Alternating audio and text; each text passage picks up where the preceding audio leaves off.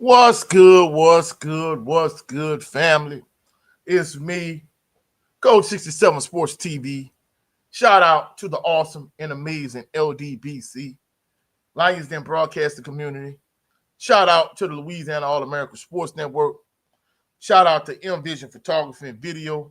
And shout out to the greatest university in the world, the Southern University, home of the mighty Jaguars. This is the Coaches Show, episode 8. And of course, we're going to talk about a variety of different topics. Bear with me one second while I check the Wi-Fi situation, what it looked like.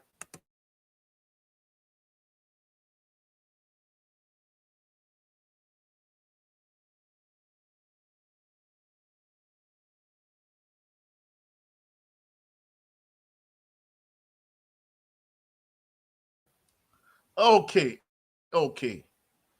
I'm back. So these are going to be the topics for the show. I'm going to talk about the 2025 NBA Finals. I'm going to talk about Kevin Durant being traded to the Houston Rockets, or Jordan Poole being traded for CJ McCollum to the New Orleans Pelicans, Drew Holiday being traded to the Portland Trailblazers. Talk about DeJounte Murray's appearance on the Pivot Podcast, the 2025 NBA Draft. I'm gonna talk about Kristaps Porzingis being traded to the Atlanta Hawks. It seems as if the Celtics is pretty much blowing it up because they're way over the cap threshold. They're way into the luxury tax, and with Tatum probably being out just about the entire season, and Jaylen Brown also being hurt, it seems like they're just trying to blow it up. Also, I'm gonna talk about the garbage New Orleans Saints for a minute, and I'm gonna talk about a little bit about the Jags leading into tomorrow's show, which I'm gonna talk strictly about the Southern University Jaguars on tomorrow's show. But let me see who we got in the build on early. Salute the motivation to be a millionaire. He said, salute Coach 67 in chat. I appreciate motivation to be a millionaire, being one of the day one subscribers, constant support, constantly showing me love. I appreciate it. Also, salute to Relax and Calm Rain. Say salute, Coach, and chat. I appreciate motivation to be a millionaire and Relax and Calm Rain to the fullest. Always coming through, always showing love. Man, salute to my brother Jared Lovin Green. He said, salute, family. Man, salute to you, bro. And before I even get knee deep into the show, please be certain to go to my brother channel, Jared Lovin Green, and check him out. Every Saturday, every few Saturdays, we try to do an episode of the Black Man's Perspective. So hopefully we can get an episode coming up this Saturday of the Black Man's Perspective. And every Sunday, we also try to do the Southern Baller Show. So go check out my brother on his channel. Every few Saturdays, the Black Man's Perspective. Every Sunday, the Southern Baller Show. Y'all be certain to go check out my brother. Also, go salute J Bar, salute family. Man, salute to you, J Bar, salute to the family. So, we broke down the topics in terms of what to expect in today's show.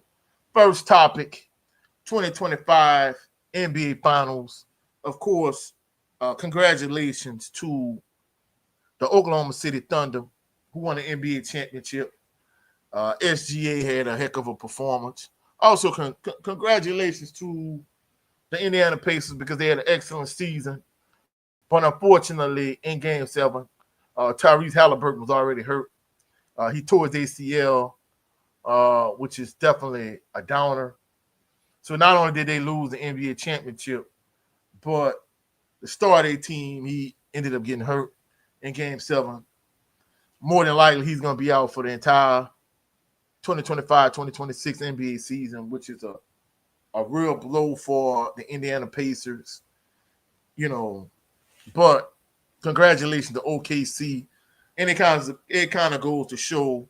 Well, first of all, I'm not gonna lie in terms of Game 7 itself. Man, that was an excellent game. One thing I can say about the Indiana Pacers never tapped out. They never gave up. You know, they kept fighting. They kept fighting. They kept fighting. But then it got to a point because initially, once Halliburton got hurt, it seemed like the Oklahoma City had like a letdown. And, you know, they really wasn't fighting as hard, wasn't playing as hard. But once, you know, the second half started, the light bulb kind of went off for the OKC Thunder, and they really realized, like, look, man, this Game 7 on our home court, like, they don't have their best player. There's no way we could let this NBA championship slip away. So, you know, they went on and they did their thing. Congratulations to the Oklahoma City Thunder. You know, SGA was a dog. You know, Jalen Williams is the second best player on that team, in my personal opinion. You know, he played well.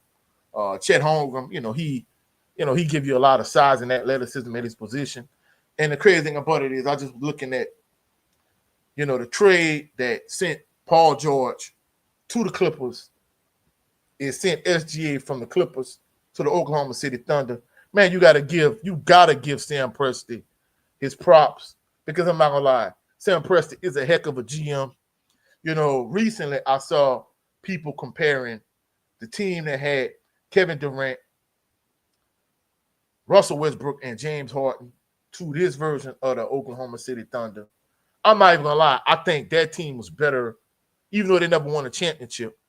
I felt like that team with Durant, Westbrook, and Harden, I felt like that was a better team. But even with that being said, the one thing about that team, they never won a championship. This team did. And then also to kind of take it over the top is the fact that I really think that team would have won a championship, but ownership didn't want to pay James Harden. They didn't want to go into the luxury tax. So they ended up moving Harden.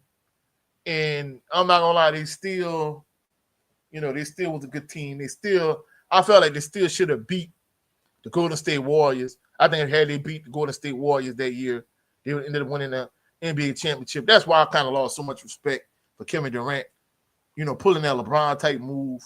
You lost to the Golden State Warriors in Game 7. And me personally, I felt like Durant was the primary reason they didn't win that series and go on to win an NBA championship. And you're going to turn around and you're going to leave and go to the team that beat you. Man, that was such a broad move to me. That was so fugazi. That was part of the reason why I'm going to keep it a buck. That's part of the reason why I really don't. I think Durant is a great player, but I think to a certain degree he's a little bit overrated, and I really don't rock with him as much. Man, you left and you went to the adversary, which is bananas to me. Shout out to Autism Boy Cottage 81. Salute, Coach at Coach 67 Sports TV. And Autism Boy Cottage 81 say, hey, chat room. Man, salute to your Autism Boy Cottage 81. But speaking of Kevin Durant, let's go to him next in terms of, you know, trade for Kevin Durant. Kevin Durant was traded to the Houston Rockets. And, of course, you know, we've been having, you know, since Kevin Durant been traded, there have been quite a few trades going on in the NBA. Of course, Kevin Durant was traded to the Houston Rockets in return for Jalen Green, Dillon Brooks, and a 10th pick of this upcoming NBA draft. And I'm not gonna lie, looking at the trade from both teams' perspectives, first of all, from the Phoenix Suns' perspective, I'm not even gonna lie, I'm gonna just keep it a buck. I think the thing that's really kind of, first of all, I think having Durant and Devin Booker, I think having the two of them, I think is what the Suns really should have focused on, and maybe getting a point guard, but also trying to go get, you know, just make the trade with the Wizards. I'm not gonna lie, I think now you got too much going on with the Suns at that point. And I mean, keep it a buck. that team, it just never really, the light bulb never really came on in terms of, you got all of these players that's shooters, but to me, I felt like Durant really could play without the ball. Devin Booker is, your quintessential shooting guard. Uh, and to me, it just seemed like, you know, it just, things just never went out, went together in terms of Bradley Beal, Devin Booker, and Kevin Durant. The three pieces never fit together. And I don't know why the Wizards gave Bradley Beal a no trade clause, but basically, once you traded for Beal, and that's another thing too, I think Bradley Beal has seen his better days. So once you traded for Beal, you got Beal, Booker, and Durant all on the same team without somebody really able to get the three of them the ball. Now, the only tradable asset you really had really wasn't really willing to trade Devin Booker because it's Booker's team. So you traded Durant to the Rockets. You get Jalen Green in return. The Rockets wanted to get off of Jalen Green's contract. Now you back in the same situation where you got three shooting guards with Bradley Beal, with Devin Booker, and Jalen Green. I'm not even gonna lie, I'm gonna keep it a buck. I definitely would try to move Bradley Beal, but Bradley Beal has a no trade clause, so you really can't move him. And if Durant, Booker, and Bradley Beal can play together, I definitely don't see Jalen Green, Devin Booker, and Bradley Beal being able to play together. Now, in terms of Dillon Brooks, I think Dillon Brooks, if you had a point guard and Booker, yeah, I think you could put, if you had a point guard and you had Devin Booker and you put Dillon Brooks at the 3 spot, I think the three of them could play, well together. But the issue with the Suns is you still have too many holes as far as I'm concerned. I don't know if they brought Bol back or not, or whatever the case may be. Bol at the 5. You definitely need a 4. I don't think Kevin Durant is a legitimate 4. I think his natural position is more the 3 spot. So you send him to the Rockets. Just talking to Rude Dog before the show started. And we talking like Amen Thompson. He wants out of Houston now. I don't know, but I think the good thing about the trade from the Houston Rockets perspective is the fact that you didn't give up too much to get Durant. If you look at a lot of trades, that's how a lot of teams are able to build up. Like if you look at the New York Knicks, like Carmelo Anthony trade, man, I'm not gonna lie, the Knicks gave up way too much to get Melo. Even just like I say, revisiting the OKC Clippers trade with the Clippers OKC trade, man, that's the reason why OKC was able to win the NBA championship, was the fact that they was able to get so much in return for PG-13. I mean, essentially, you got SGA. In addition to SGA, you got Jalen Williams, which is the second best player on your team.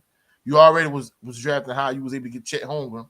And in addition to the pick that ended up getting Jalen Williams, you got like 4 of the picks and like 2 of the pick swaps. In fact, if I'm not mistaken, they still older pick like in next year's draft. So I'm not gonna lie, basically, that trade is set the Clippers organization back so much. In addition to that, it propelled OKC to a championship. And not only that, but if you look at the Rockets trade with the Nets or the Nets trade with the Suns, it's like when you give up so many picks to get a superstar caliber player, it sets your franchise and your organization back. So the good thing from a Houston Rockets standpoint, I'm not gonna lie, I'm not a fan of the Rockets because they in the same division with my Pelicans. Of course, I'm gonna get to the Pelicans in a minute, but you just had to give up so much to get like Durant in terms of the Phoenix Suns. The Houston Rockets didn't give up as much to get him.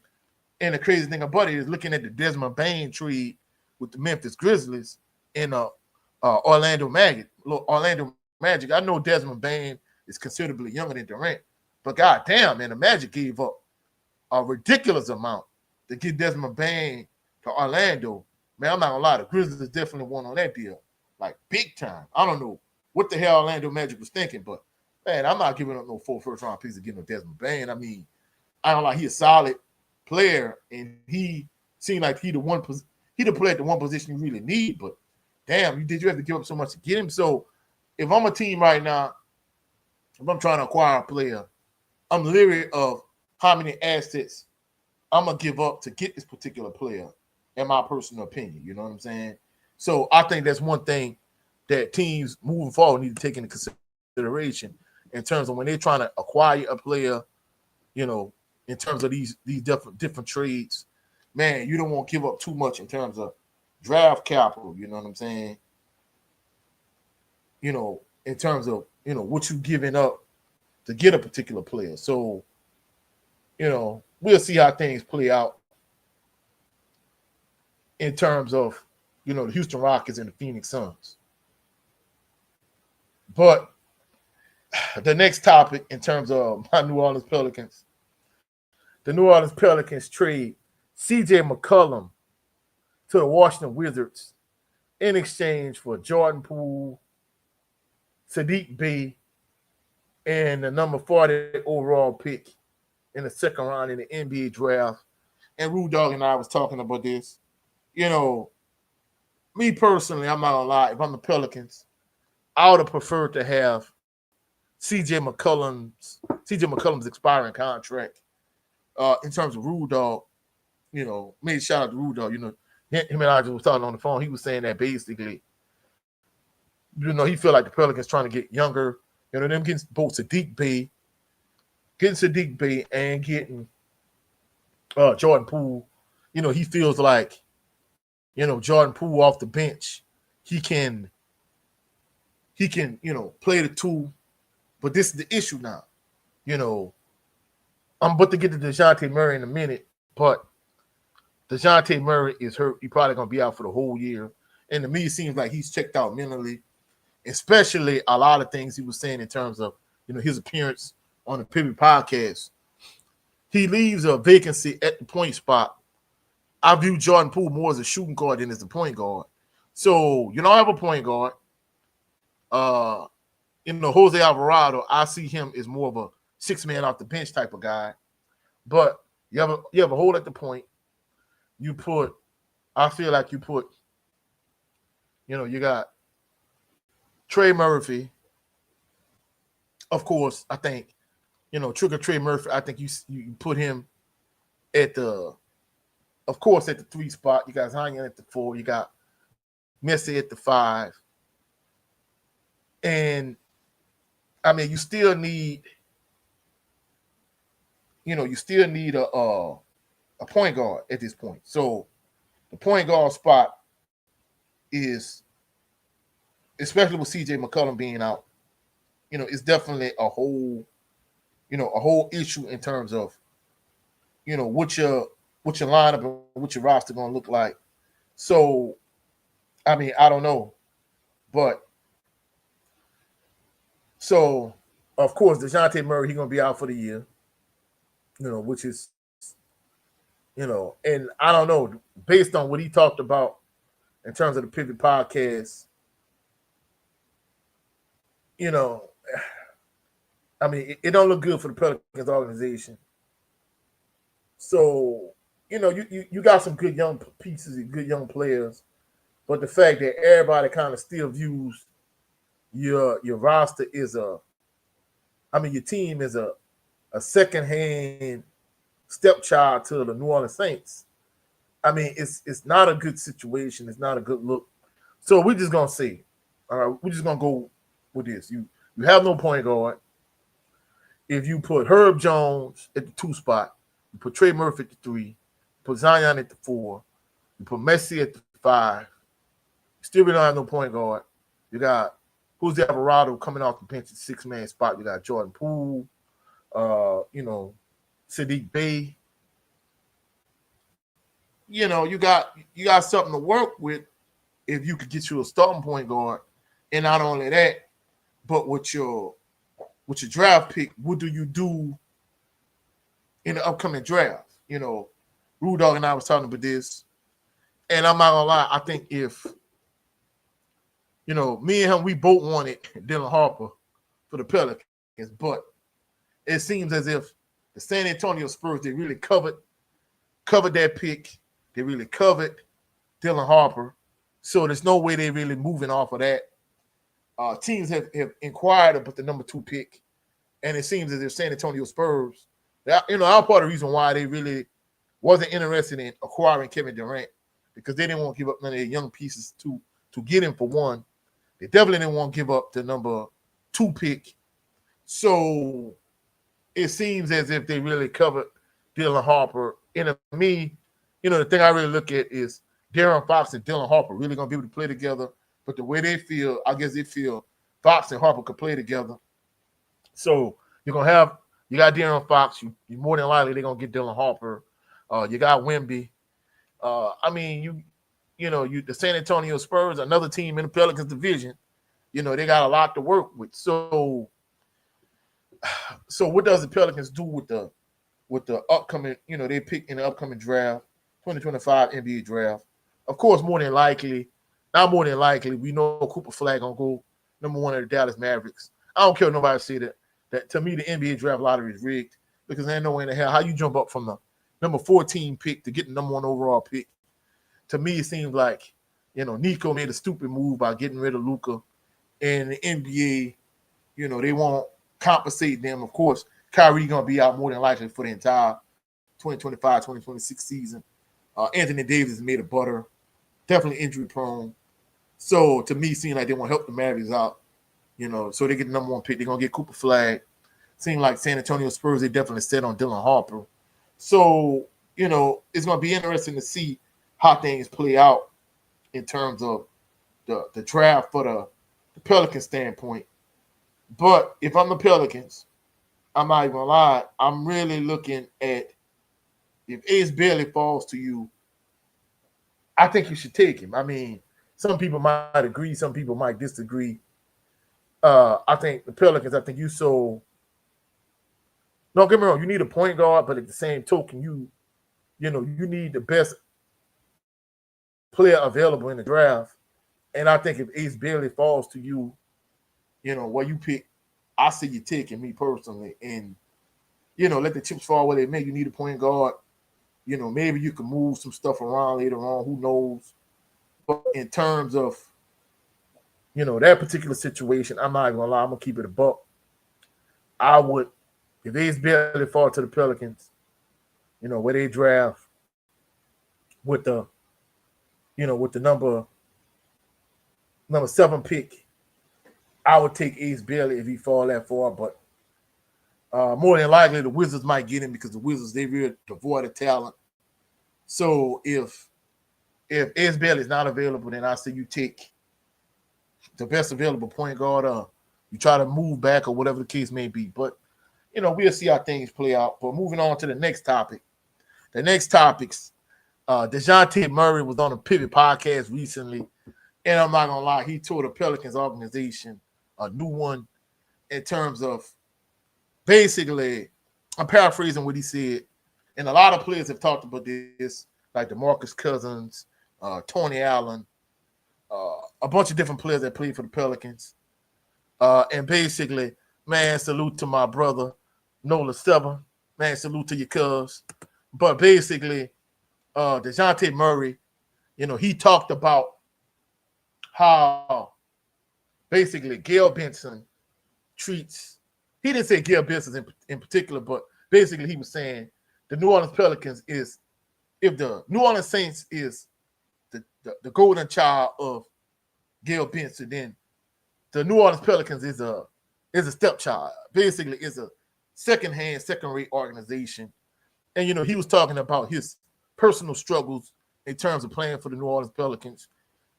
Initially, when the season started, he was saying that basically what he was saying when the season started, because we knew he was going to be traded, because I'm not going to lie, I don't know why the Hawks tried to put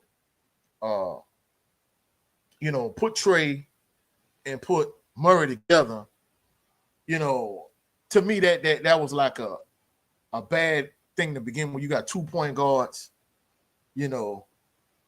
and so basically the Hawks knew they was gonna trade DeJounte Murray. So they knew they were gonna trade DeJounte Murray.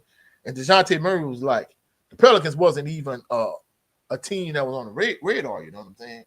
So he ended up getting traded to the Pelicans. And basically what he was saying is he was excited initially to come to the Pelicans. But what ended up happening, he was in training camp. He was ready for things to start.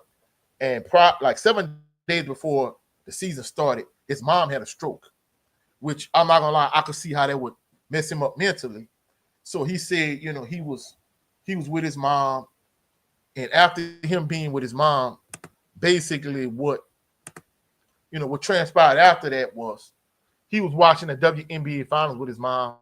She was in the hospital, and she pointed at the screen and she was crying, and basically he was like, well, what you want me to do? You want me to go play basketball? And she nodded her head and she told him yes or whatever. So that's when he decided to come on back to New Orleans. He came back to New Orleans, and the first game of the season he broke his hand. And he was like, that's when he knew that was a sign from God that basketball wasn't the top priority. It was his mom, and he should have been there with her. But, he trying to be a soldier and tough everything out.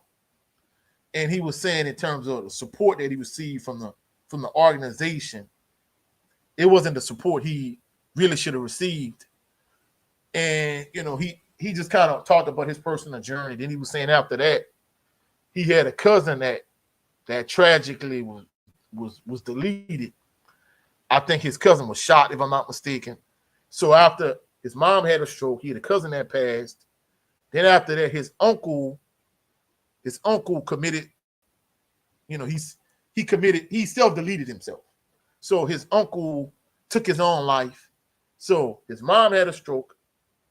His cousin, was murked.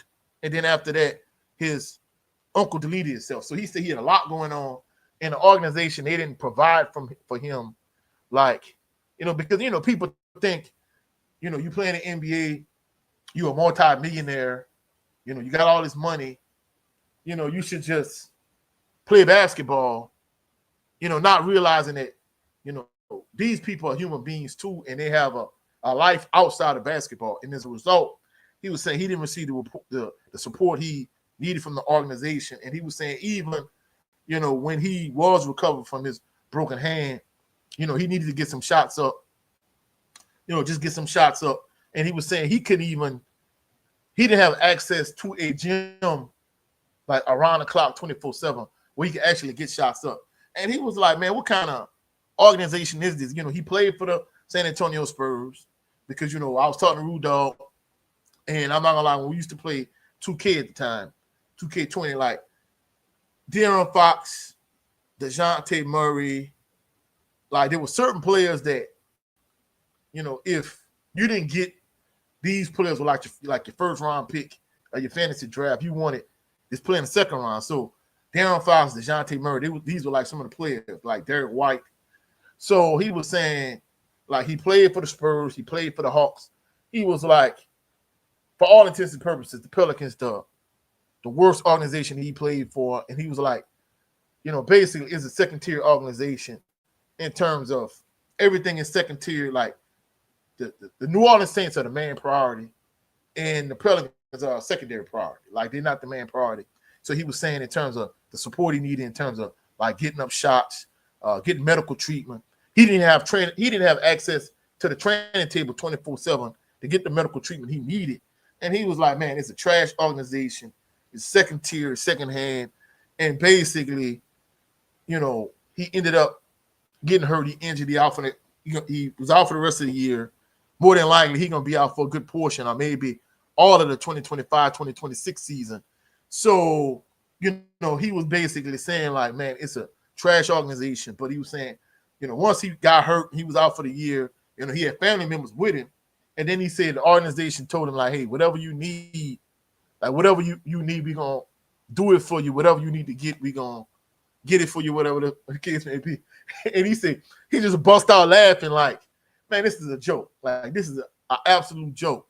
Like, you telling me whatever I need, you're going to give me whatever I need. He was like, man, I needed this at the beginning of the season. So he was like, man, it's a second-tier organization. And he's not the only person to say this. You know, DeMarcus Cousins has said this on numerous occasions. In addition to that, Tony Allen, a variety of different players that played for the Pelicans said this. And basically, I'm not gonna lie, as a Pelicans fan, I'm still pissed that Chris Paul left and that Anthony Davis left. But you know, many people have said that's the reason why, part of the reason why these players left and went to different organizations. Not only for opportunity to win a championship, but because for all intents and purposes, you know, they are second tier and second hand organization. And Nola Seven was saying that basically Gail Business should sell an organization. You know, a lot of people said the same thing too. You know, he was kind of saying it to him, and Ryan Clark was like, basically, you know, when Tom Ben said, you know, may you rest in peace, his baby, his crown jewel was the Saints. And essentially, you know, the Pelicans always been second tier, but many people view for her that the Pelicans are just a money grab at this point, just another stream or another source of income, and it's a second tier organization. And Nola Seven was saying, you know, Cubs was basically saying that basketball comes second in the city. Yeah, without question. And essentially, DeJounte Murray was saying the same thing. And not only that, you bring up a valid point. You know, Lonzo Ball was saying the same thing too. Like basically, you know, the injuries he sustained in New Orleans, even after when he went to the Bulls, like essentially, it kind of started the downward spiral of his particular career. You know what I'm saying? And Autism Boy Cottage 81, he was saying, is DeJounte Murray overrated? Honestly, I think he was a better fit in San Antonio. I really didn't see him as a fit with the Hawks. Him and Trey really couldn't play together. And in terms of him being with the Pelicans, he's not a good fit with the Pelicans either. So I don't think he overrated. I think you need to put him, you know, with the right team and in the right organization in the right spot. So honestly, Cottage Boy, Autism Boy Cottage 81, I don't think he overrated, but I think he was a good fit when he was in San Antonio. But to me, once Greg Popovich moved, once the Spurs organization moved DeJounte Murray, I knew they was trying to tear the organization down so they could start to rebuild. So when they sent him to Atlanta, initially I never saw him and Trey being able to play together, Trae Young. So I never saw the two of them being a good fit, and it didn't work out. And he definitely not a good fit for the Pelicans. I mean, don't get me wrong. The Pelicans need a point guard. I was hoping they could have got Dylan Harper. You know, of course, San Antonio, they really want him. The Spurs want Dylan Harper. So it's kind of almost set in stone in terms of the NBA draft. With the number one pick, the Dallas Mavericks, they're going to get Cooper Flag. Number 2 pick, the San Antonio Spurs are going to get Dylan Harper. But I wanted Harper to come to New Orleans. But at this point, the Spurs are asking for entirely too much for the number 2 pick. The reason why they're asking for so much for it is because they want Dylan Harper themselves. So I think, you know, honestly, I don't know how De'Aaron Fox and Dylan Harper fit together anyway, but because they feel like Wemby is going to be – the Wemby is the cornerstone and the emerging superstar player that they're going to build around anyway. But I don't know how De'Aaron Fox and Dylan Harper fit together, but the Spurs organization feel like the two of them are going to fit together. So at the end of the day, you know, I don't know what the Pelicans going to do because, like I say, I feel like Alvarado, I feel like he a 6-man off the bench. He is not a starting point guard whatsoever. So, you know, I really feel like you put Herb Jones at the 2, you'll put Trey Murphy at the 3, Zion at the 4, and at the 5, then you got Messi. Then you come off the bench, you just got Jordan Poole. I feel like Jordan Poole should be backup shooting guard, and Alvarado should be, you know, your backup point guard. But you know, it's kind of remains to be seen, you know, what the Pelicans are going to do with the point guard situation. And cuz Nola 7 was like, the unicorn just got traded to the Hawks. Yeah, I talked about it at the top of the show. That's going to be one of the upcoming topics. Of course, I got to get to Jrue Holiday before I get to him.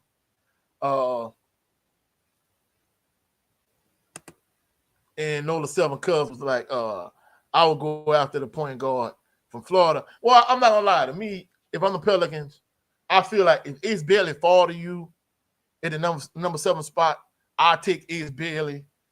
But if Ace Bailey is not there, if the Wizards take him, then I think you get a point guard at that point. You know what I'm saying? Cottage Boy 81, he said, can the Pelicans make the playoffs in 2025, 2026? Honestly, Autism Boy, I'm going to just keep it a buck. Hell no. Absolutely not. I don't think the Pelicans could really make the playoffs. To me, I think the only way the Pelicans make the playoffs is if Zion is able to stay healthy for all 82 games.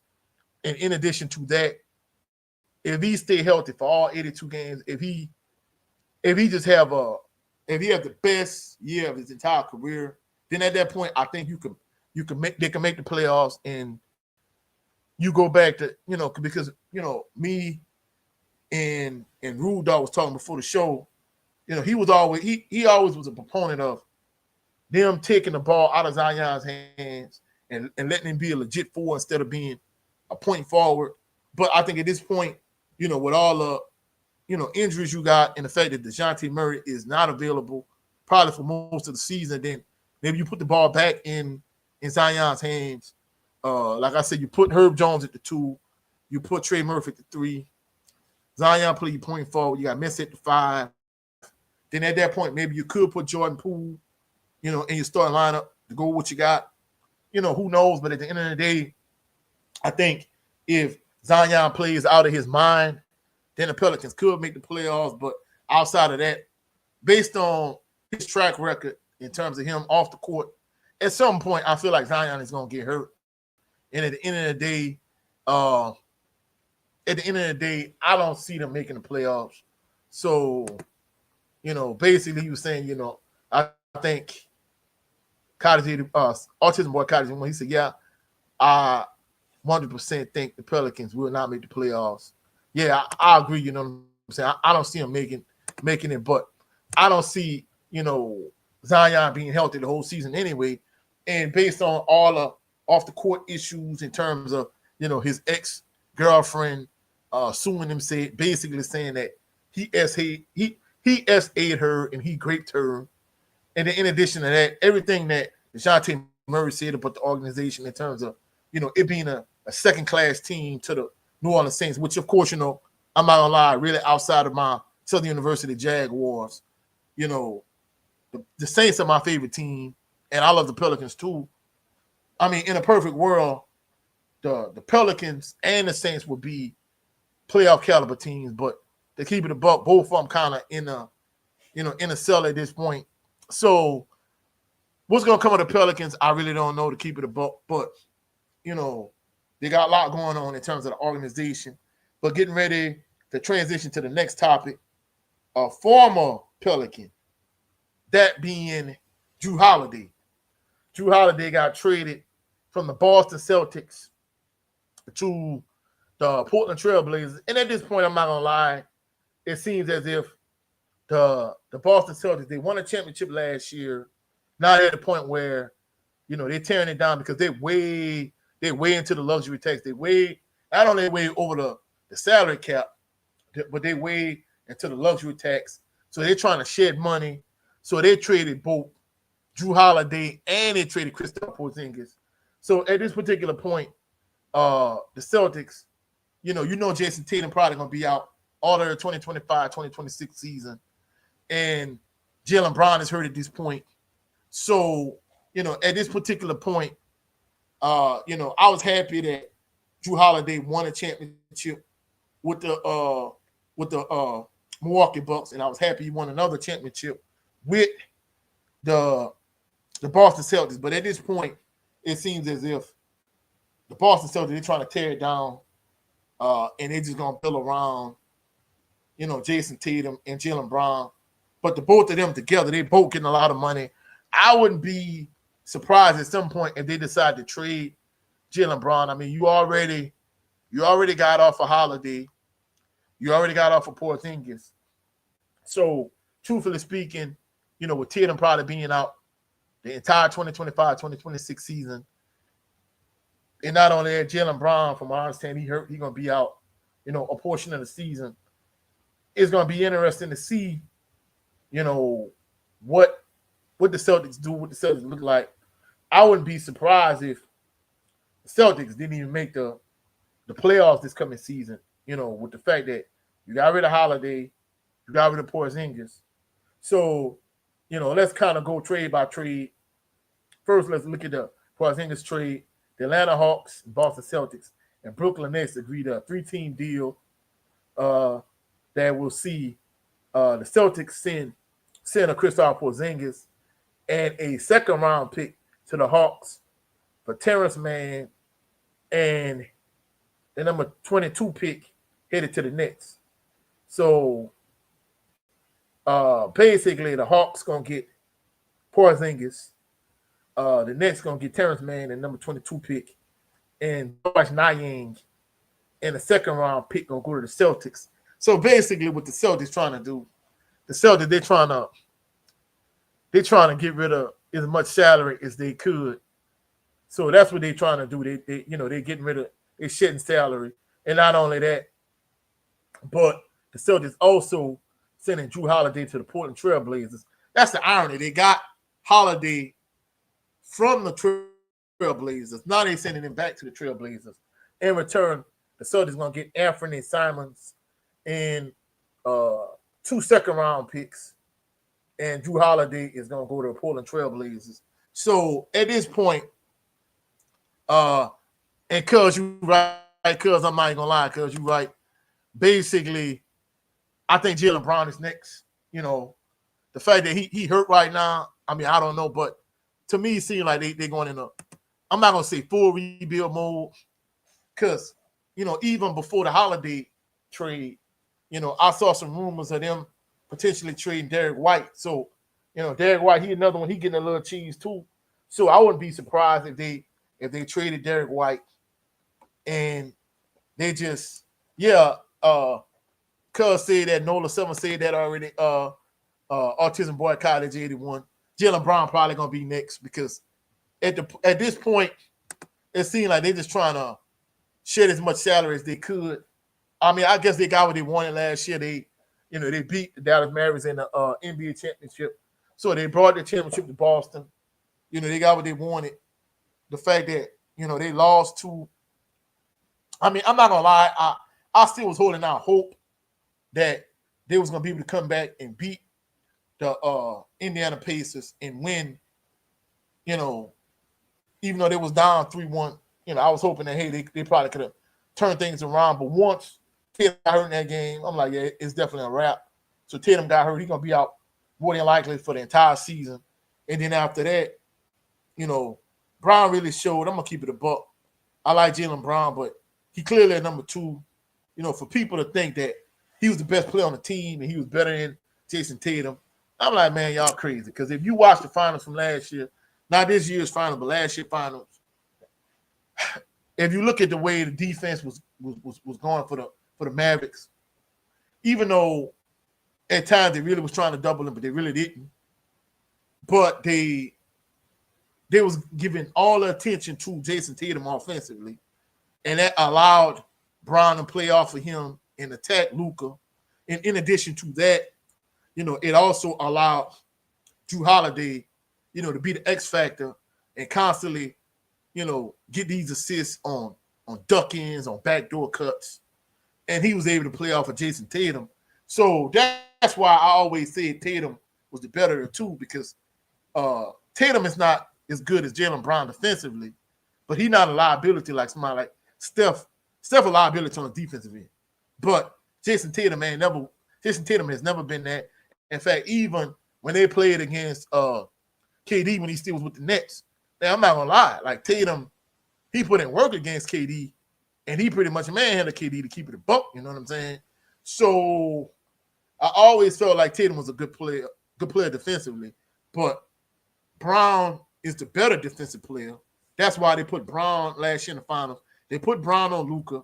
They put Holiday on Kyrie, and basically they had Jaylen Brown pick up Luka 94 feet and make Luka work. You know what I'm saying? So Cuz Nola 7 was asking, do you think White is a legit starter somewhere else? I'm not gonna lie, I'm gonna keep it a book. I think so. I think the thing but White and Holiday and Brown, realistically, I think White is more of a combo guard. I don't think he's a pure point. I think Holiday is more of a pure point than White is, but Holiday, he a combo guard. And I'm not gonna lie, I used to love Jrue Holiday with the Pelicans. Realistically, I gravitated more towards Jrue Holiday than I did Anthony Davis, Chris Paul, because I felt like, even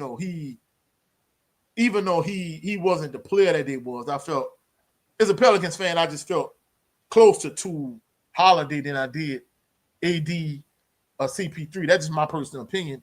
And not only that, I think the thing about it was, with Holiday, the issue with him in New Orleans was the fact that I never felt like he was a legit number 2, even though he was an all-star with the 76ers. AD was your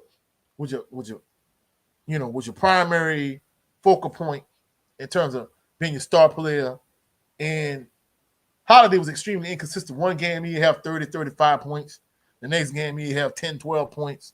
So that was always his issue in New Orleans. But once he went to the Bucks, now, him being the number 3 behind Giannis and Chris Middleton, I felt like that was more natural for him. Then when you send him to the Celtics, now he further down in terms of him not being a focal point.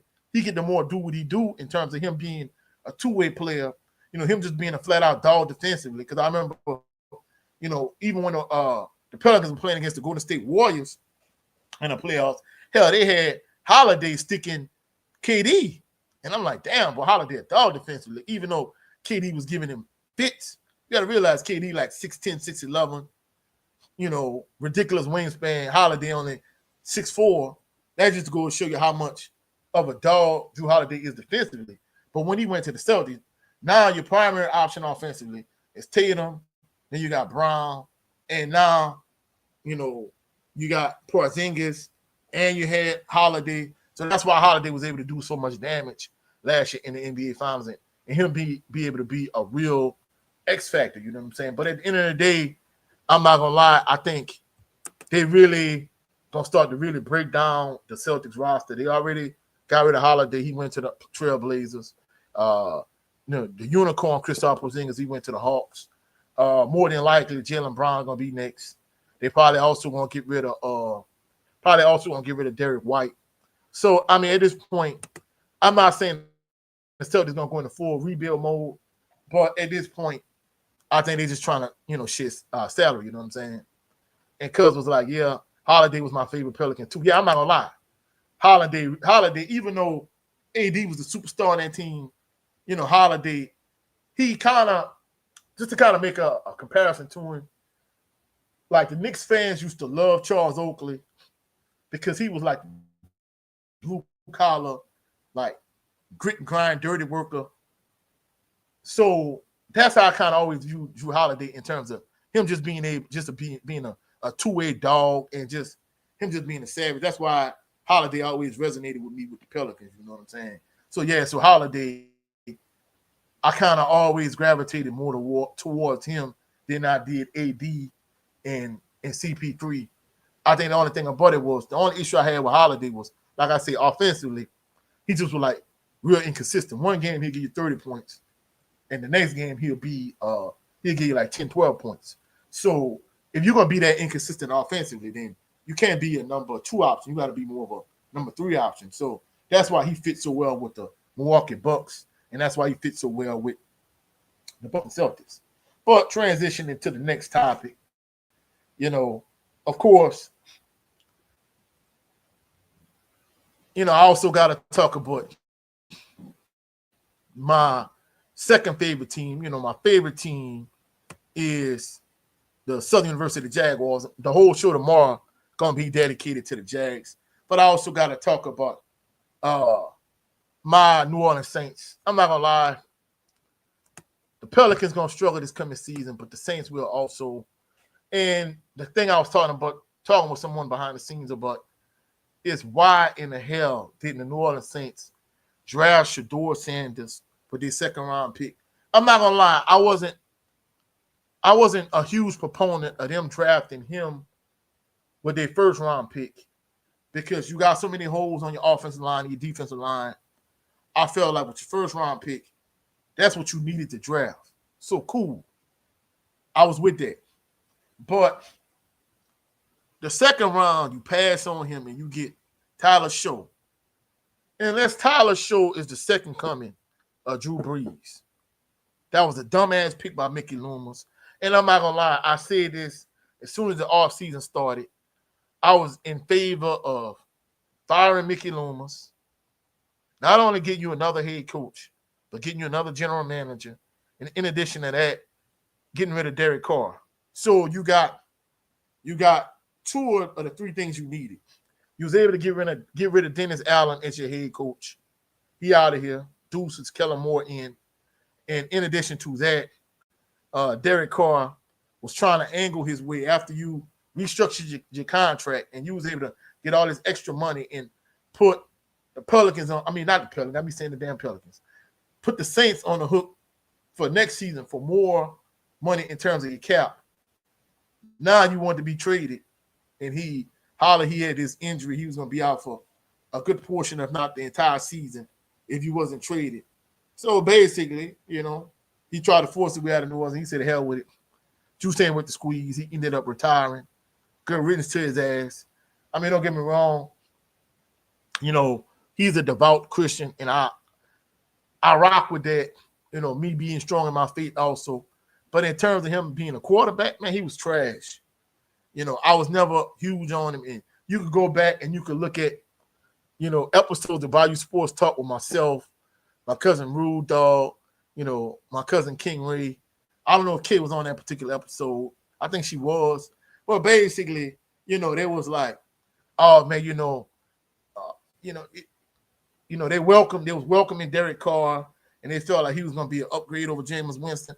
And I'm like, man, look, bro, if this dude was all that, he'll still be in Las Vegas. If the Jets want him, let the Jets get him. Man, let the Jets take that scrub, you know what I'm saying? So at the end of the day, I was happy that, Derek Carr retired. And I was happy you got rid of Dennis Allen. But in terms of Mickey Loomis, I felt like it's not what have you done, it's what have you done for me lately. And he's still living off of, the Super Bowl they won all them years ago. Him, Drew Brees. And at the end of the day, it's like, bro, like you ever had like an excellent draft, really since, that 2017 draft when you got Lattimore and you got AK-41 and you got Ryan Ramczyk. Like you ain't had a good draft since then. And just think about it. You traded Lattimore to the Commanders. You just gave AK-41 extension and Ramczyk retired. So they go to show you how long ago you done had a great draft. So at the end of the day, like, I think it's time for the Saints to part ways with Mickey Loomis. That's my personal opinion. But, it is what it is. And, of course, go Jags. My cousin Nola 7. Yeah, go Jags. I'm going to have a whole show dedicated to the Jags tomorrow. But in terms of quarterback, he was saying that Shedeur is not the type of quarterback that Kellen Moore wants. I mean, I don't know. Based on what I saw a Tyler Show in OTAs and off-season workouts and this, that, and the third, I am not moved by him. Like I said, unless he the second coming of Drew Brees, I think that was a terrible selection. But from what I'm understanding, the way they talk, like as of right now, me personally, I feel like Spencer Rattler should be starting quarterback to start the season. But the way they're talking, like Tyler Show is the leader in the clubhouse as we speak. I don't know how that's the case. Maybe they see something I don't. But at the end of the day, you know what I'm saying? And he would say, on a cool car, QBG, I ain't gonna lie. I thought Carr was trash, you know what I'm saying? But, we'll see. In terms of, he said it's going to be nice. I'm not going to lie. I'm going to be honest with you. It's going to be interesting to see what Tyler Show going to be at the quarterback position. But from what I see thus far, I'm not moved on Tyler's show. You know, that's why I've been calling Tyler trash.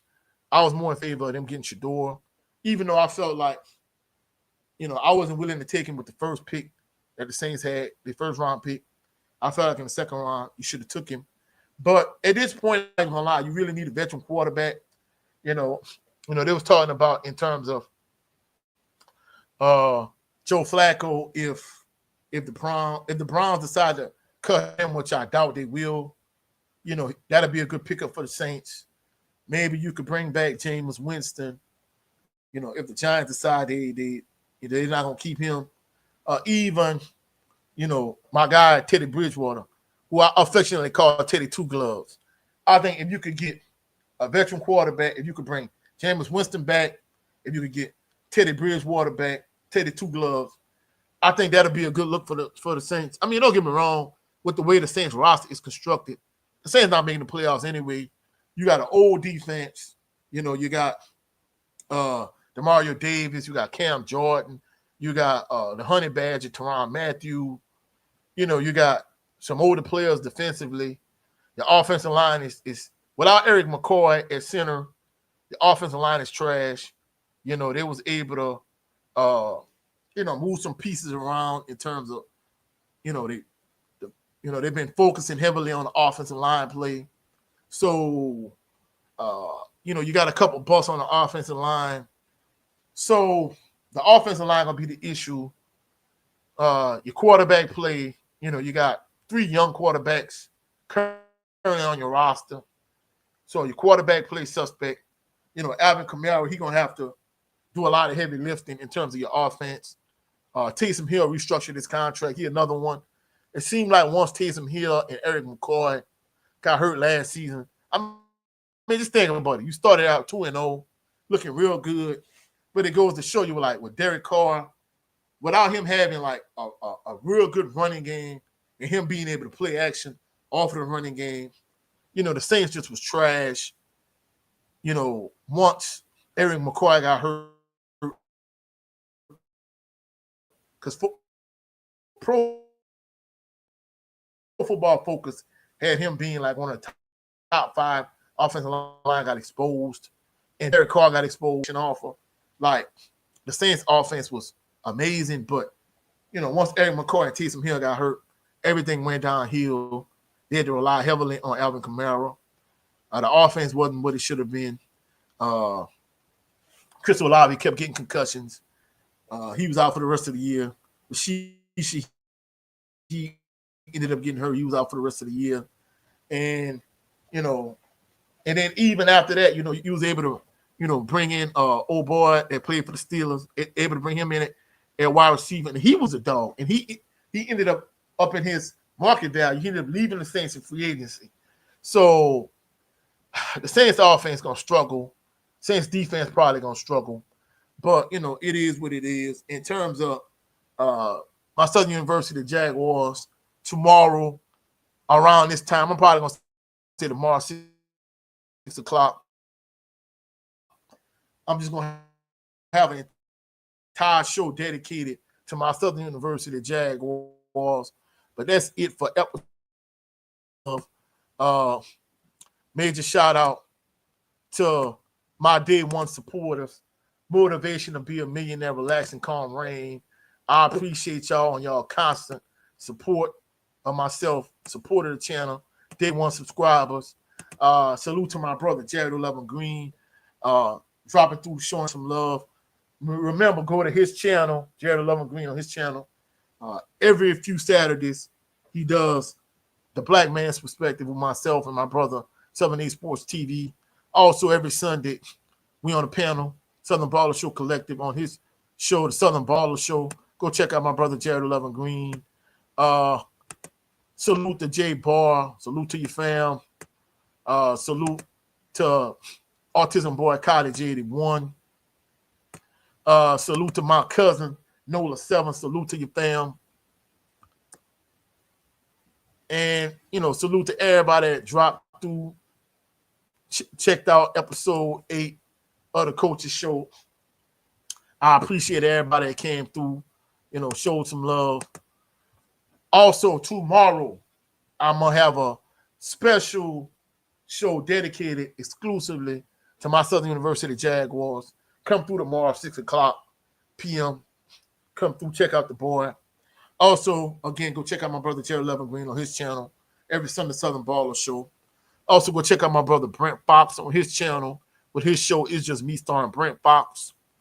Also, go check out the beloved sister Queen Shawala Yah on her channel. She does excellent boxing talk. Go check out the sister Queen Shawala Yah on her channel. Also, go check out my brother, my other brother from the NOLA, my brother Cadillac Red on his channel, Supreme Beast Boxing Talk. Go to Supreme Beast Boxing Talk on his channel. Check him out. Also, go check out my brother Growing with Soul. If you're into plants, you're into growing stuff, go check out my brother Growing with Soul on his channel. And lastly, go check out my brother, the leader of this phenomenal organization, 7A Sports TV on his channel. He has 2 channels. 7A Sports TV is his primary channel. His backup channel is the No 304 Show. And I'll catch y'all tomorrow at 6 o'clock p.m. Central Standard Time. And I appreciate everybody that's going to drop in later on, catch the replay, the playback. I'll catch y'all on rebound. Y'all have a blessed and phenomenal evening. Peace and blessings. Catch y'all tomorrow for my Southern University Jaguar show. Peace.